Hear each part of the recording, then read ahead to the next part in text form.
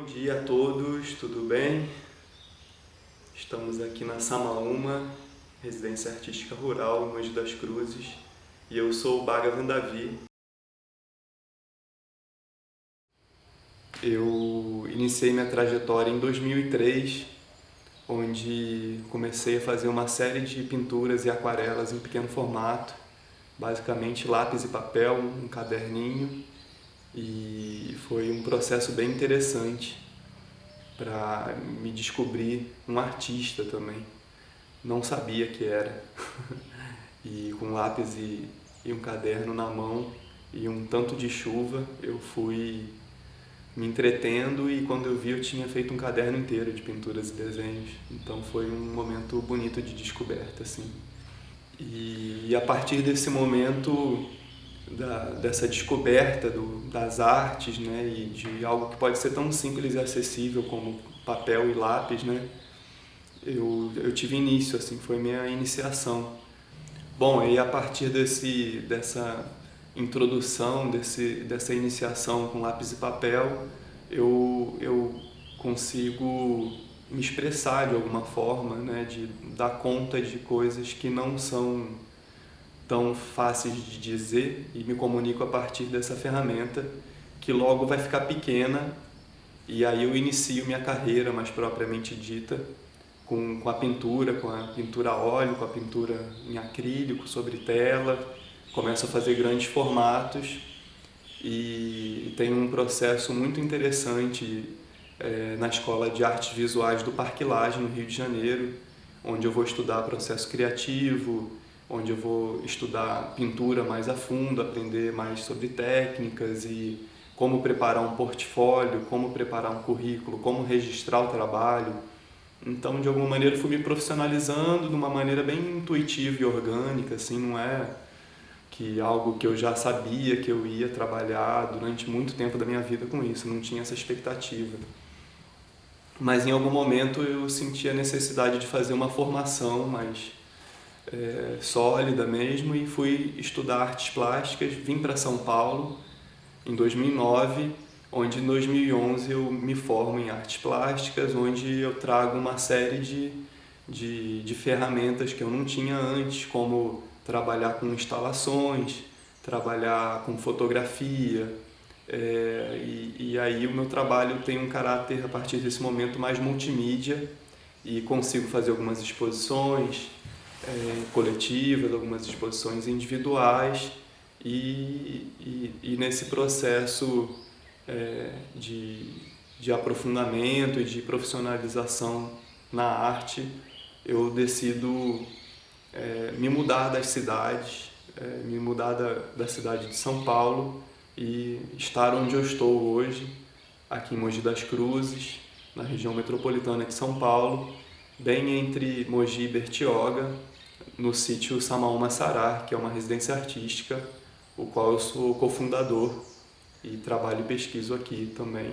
E dentro desse contexto rural, porém sempre em comunicação com o urbano, não foi algo que me interessou eu estar isolado do mundo, né? Como alguns pensam, eu quero fugir para o mato, né? No caso, eu queria vir para o mato para ter uma experiência outra, para ter um tipo de afeto outro, que a minha relação com o meu trabalho saísse de um contexto de estar dentro de um ateliê, por exemplo, e ter um contato com outros estímulos, na verdade, né? Então, para vocês não ficarem muito assim no ar sobre todo o conteúdo que eu vou estar apresentando nessa série de aulas, eu vou estar fazendo uma, uma breve introdução de cada uma das aulas.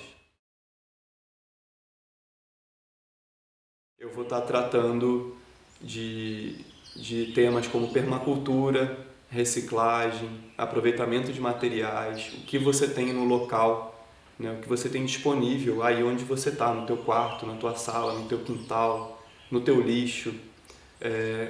Então tudo isso vai estar sendo falado no contexto Artes e Ecologia, onde eu vou explicar para vocês também, onde eu vou apresentar para vocês o que seria uma arte ambiental, uma arte que lida com essa junção mesmo, que é o tema dessa oficina, da arte e ecologia, né?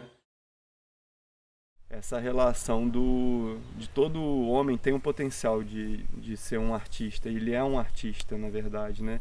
Então, esse artista alemão Joseph Beuys, ele traz essa questão, assim, que se a gente tem as condições para exercer em plena liberdade alguma prática que a gente gosta, pode ser o pipoqueiro, pode ser o índio, que é o pedreiro aqui, que é, eu também acho o índio um artista.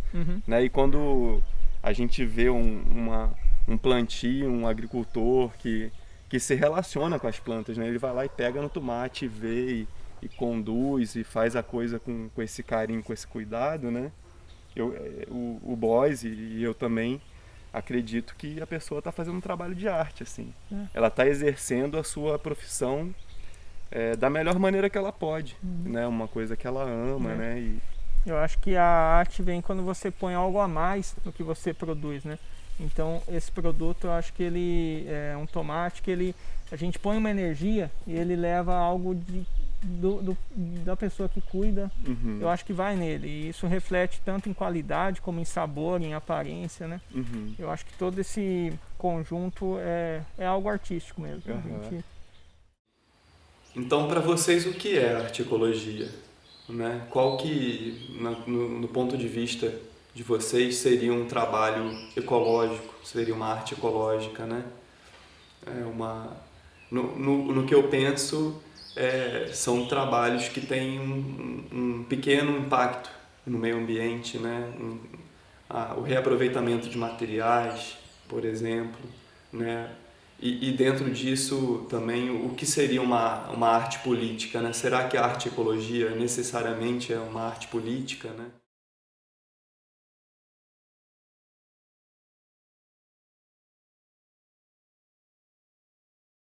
Artes plásticas em foco. O nosso foco vai ser a arte contemporânea, nesse escopo a partir dos anos 70, né? Pensando no contexto histórico e também dos artistas que eu escolhi, no caso, para estar apresentando para vocês, como a Celeida Toste, uma pessoa que eu tenho um grande afeto por ter sido próxima dos meus pais, eu ter feito minha primeira aula de artes com ela, e foi um momento bem bacana, onde ela convidou a gente para entrar dentro de um buraco cheio de lama, e aí eu estava esperando algo como sei lá, vamos fazer uma escultura, vamos fazer uma canequinha, um cinzeiro, né?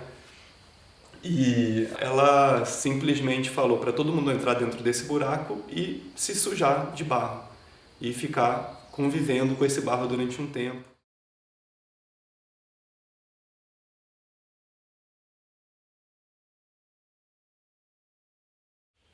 Outros artistas como o Joseph Beuys, que tem um trabalho e tem uma fala, um posicionamento político, onde toda pessoa, todo ser é um artista. É muito interessante que o Beuys foi, na verdade, um professor durante toda a sua carreira, e ele defende o artista como um possível escultor social. Né? Então, o que seria isso? Né? Uma escultura social, uma escultura das pessoas, ou o que é um pipoqueiro pode ser um artista, né? Porque ele defende isso, que todo ser humano é um artista, né? Se a gente dá condições de educação, se a gente dá condições de conhecimento, de acesso à informação para essa pessoa, ele considera que todo ser humano e deve ser um artista, ou seja, um ser político, um ser que tem condições de se expressar e de estar realizando qualquer que seja a sua atividade de uma maneira plena, de uma maneira livre, né? Ele fundou a Universidade Livre do Pensar nos anos 70. Ele fundou também o primeiro partido ecológico, né? Um partido verde, né? Nos anos 80. Outro artista que eu vou estar trazendo para vocês, que é uma referência muito importante para o meu trabalho, nesse contexto ambiental, né? A gente pode falar ambiental também, não sei se vocês conhecem, além de arte, né? Que a tradução seria arte no espaço, arte da terra. O artista escocês Andy Goldsworth, que faz uma série de intervenções na própria natureza. O que eu chamo de intervenções, né? Você vai numa cachoeira, pega uma pedra uma pedra vermelha que está num canto, você vai na natureza, você vai num rio e você desloca uma pedra de lugar, ela estava embaixo da cachoeira, você tira e bota em cima de uma árvore e você bate uma fotografia no pôr do sol, onde essa pedra vai ter uma cor diferente, que fique mais interessante ou bonita por alguma razão. Então, o que o Andy fazia é estar reorganizando elementos da natureza, como galhos, folhas, gotas d'água, gelo, neve, e a partir de um momento muito específico ou de um interesse por uma luz muito específica, ele fotografa aquilo, registra aquilo com um desenho, com uma câmera e leva para a galeria de arte, leva para o museu e leva para o ateliê dele, e aquilo com um tempo, com um olhar, pode vir a se tornar uma grande obra de arte.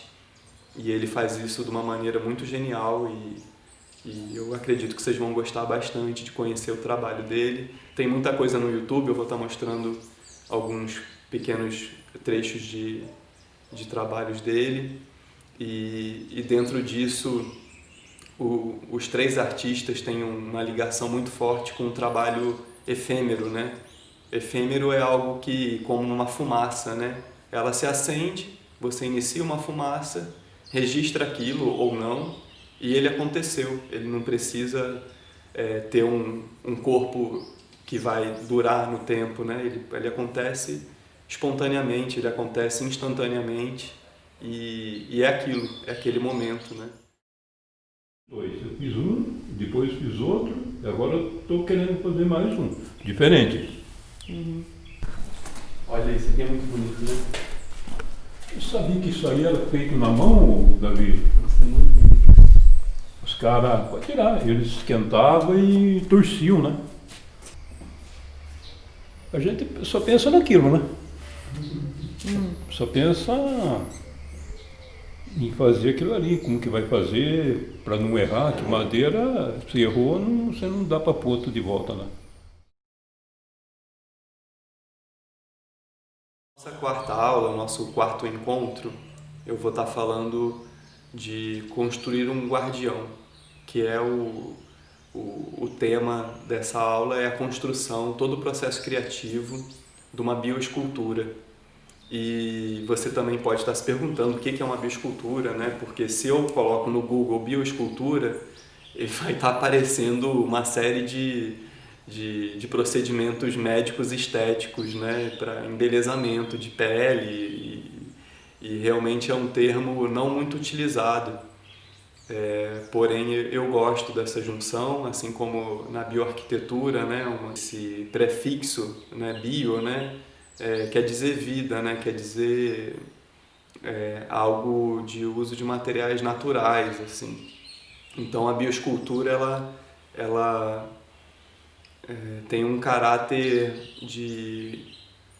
ecológico, um caráter de utilização de materiais que não vão somar para a destruição do meio ambiente, da biodiversidade, por exemplo. Então, nessa aula Construindo um Guardião, eu vou estar construindo essa bioescultura, que é uma referência direta ao trabalho da Celeida Tostes, de 1986, Guardiões.